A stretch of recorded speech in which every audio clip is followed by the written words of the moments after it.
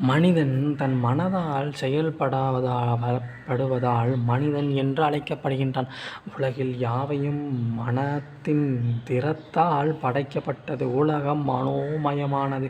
கனவில் காண்பது, மனதில் ஆசைப்படுவது, கற்பனையில் தோன்றுவது, எண்ணங்கள், மனப்பதிவுகள், ஞாபகங்கள் யாவையும் மனம் என்று அறிந்து கொள்.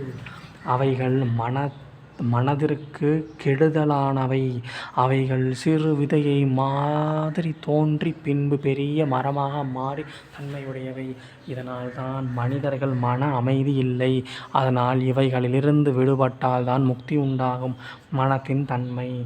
மகரிஷியே, மனதின் தன்மையை பற்றி கூறுங்கள். காரணம், இந்த பிரபஞ்சமே மனோமயமானது. மிஸ்டர் ராமா, மனித மனத்திற்கு என்று ஒரு உருவம் கிடையாது. மனம் என்ற பெயர் மட்டுமே ஒன்று. மனம் உடலுக்குள் வெளியிலுமில்லை. மனம் உடலுக்கும் வெளியிலும் இல்லை. இருதயத்திலும் இல்லை. மூளையிலும் இல்லை. உடலில் எல்லா பாகங்களிலும் உள்ளது. ஓடிக்கொண்டே இருக்கும் எண்ணங்களால் மனம் காணப்படுகிறது. விருப்பமே ஆசையே மனமாகிறது. ஞானிகள் பல பெயரிட்டு இதனை அழைக்கிறார்கள். அவித்யா அறியாமை, ஞானம் அறிவு, மனம் பந்தம், பாவம் இருட்டு என்று பல பெயர்கள் அழைக்கப்படுகிறது. உலகில் எதை மனம் நினைக்கிறதோ அதன் உருவத்தை மனம் எடுத்துக்கொள்கிறது. உலகில் எந்த புதியது உண்டானாலும் அது மனதின் சக்தியால் உண்டானது என்று அறிந்து கொள். அதனால் நகையை காணும்போது நகையில் அதற்கு காரணமான தங்கத்தை எப்படி நாம் காணுவதில்லையோ அதுபோல நமது பார்வையில் தவறிக்கின்றது. கைவல்ய நிலை. வசிஷ்டர்: ராமா, கண்ணாடியிலுள்ள மாசுக்கள் நீங்கினால் கண்ணாடியில் உருவம் நன்றாக தெரியும். அதுபோல உன் மனதில் உள்ள அழுக்குகளை, சந்தேகங்களையும் நான் நீக்குகிறேன். உலகில் பார்க்கப்படும் பொருட்கள் பார்ப்பவன் மனதில் இருந்து நீங்கினால் மனம் சிந்தனைகளன்று நிற்கும். அந்நிலை கைவல்ய பதம் எனப்படும். அந்நிலையில் மனித ஆத்மாவின் ஆசையில் நீங்கிவிடும். காற்று அடிக்காத போது நீர்நிலையில் நீர் தெளிந்து காணப்படும். அதுபோல அந்நிலையை கைவல்ய நிலை அடைந்தவர்கள் காணப்படுவார்கள். உண்மை நிலை தெரிந்தால் தன்னிலை உள்ளது. உண்மை நிலை தெரிந்ததால் தன்னிலை உணர்ந்து ஆன்மா என்னும் சொரூபி நிலையை காணப்படுகிறது. அந்நிலையில் மனம் தெய்வத்தின் நிலையை கண்ணாடியில் காண்பது போல காட்டும். மற்ற நிலைகள் மனம் பறைகளால் தடுக்கப்பட்டு கண்ணாடி எப்படி உருவத்தை காட்டுதோ அப்படி பிரதிபிக்காது.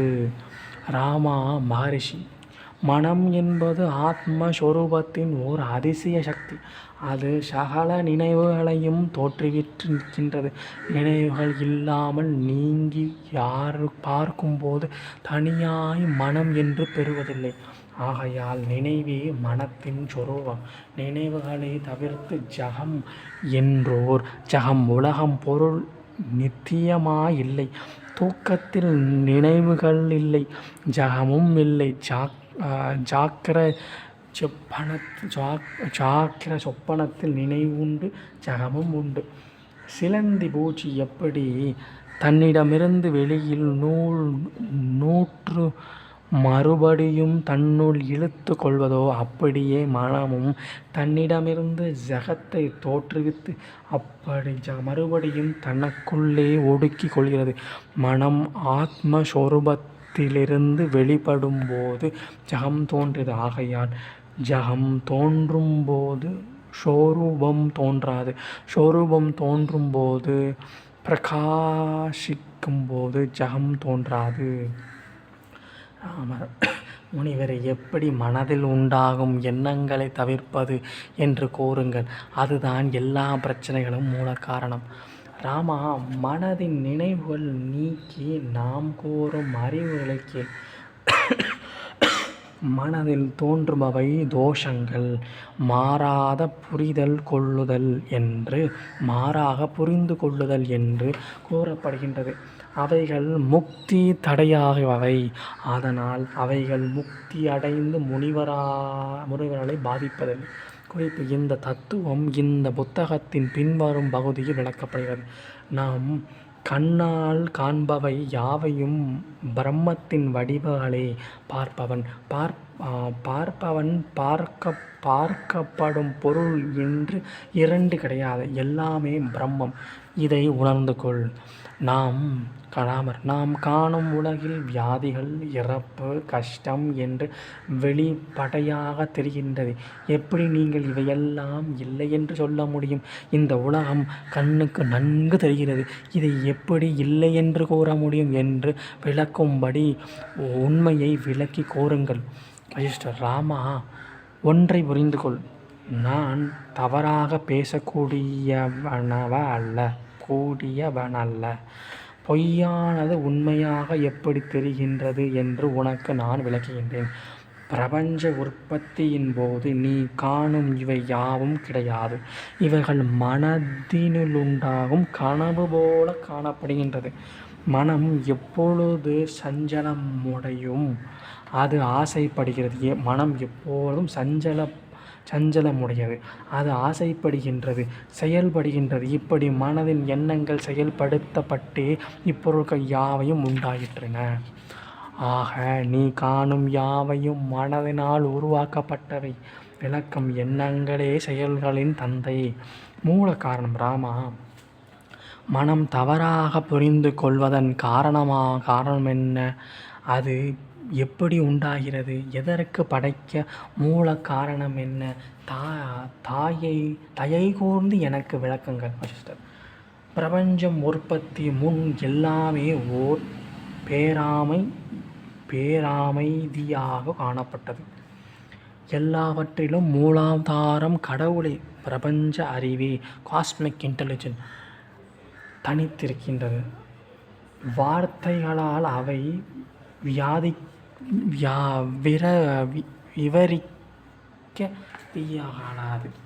சாஸ்திரங்கள் இறைவனை இவற்றுக்கெல்லாம் மேற்பட்டவர், நேதி இது இல்லை என்னும் விரிவானார். இதற்கு மேற்பட்டவர், வார்த்தைகளுக்கு அப்பாற்பட்டவர் என்று விளக்குகின்றது. எப்படி சூரியனிடமிருந்து ஒளிர் கதிர்கள் உண்டாகின்றதோ, எப்படி நீர்நிலையில் நீர்க்குமிழிகள் உண்டாகின்றதோ, எப்படி அவனின் விருப்பப்படி விஷ்ணு மற்றும் தெய்வங்கள் உண்டாயினர், விஷ்ணுவிடமிருந்து நாம் காணும் உலகங்கள் உண்டாயின. ஆகையால் முழுமுதற் கடவுளான பிரம்மன் எல்லா அணுக்களிலும் ஒளிர்ந்து காணப்படுகின்றது. பரந்த ஆகாயத்தில் விரிந்த கடலும் மலை பாறைகளின் ஒளிகளும் சப்தங்களும் கலந்து நிற்கின்றது. எப்படி கடலில் அலைகள் தோன்றி கடலிலே மறைகின்றதோ, அதுபோல பிரபஞ்சத்தில் யாவையும் தோன்றி பிரபஞ்சத்திலே மறைகின்றது. இவைகள் பிரகிருதி என்று கூறப்படுகின்றன. அந்த பிரம்மமே உடலில் ஆன்மாவாக காணப்படுகிறது. இந்த பிரபஞ்சத்தை படைத்த அவர்தான் ஒரு செயலையும் செய்வதில்லை, காரணமாகவும் அசைவதில்லை. அது யாவற்றிலும் தனித்து நிற்கின்றது. முக்திக்கு வழி. வசிஷ்டர்: இந்த ஞானமே முக்திக்கு வழிவகுக்கும். கடவுளான அவர் நம்மிடமிருந்து வெகு தொலைவில் இல்லை, மிக அருகிலுள்ளார். அருகிலும் இல்லை. அவர் நம்முள்ளே ஒளியாய் உள்ளார். நாம் உணரும் வகையில் உள்ளார். தவங்களும் தானங்களும் மற்ற செயல்களும் அவரை அடைவதற்கு உதவி செய்யாது. பூஜை போன்றவை இறைவனை காண நம் மனதை தயார்படுத்தும். இறைவனிடம் இட்டுச் செல்லா. நல்லோரின் செயற்கை, சத்சங்கம், சாஸ்திரங்கள் படிப்பதும் ஆன்மீக அறிவை வளர்க்க உதவும். உண்மையான அறிவுக்கு இது உதவும். இவை அறிந்தாலும் மனதில் உண்டாகும் துன்பங்கள் நீக்கி முக்தி கிட்டும். ஓம் சாந்தி சாந்தி சாந்தி. ஹரி ஓம்.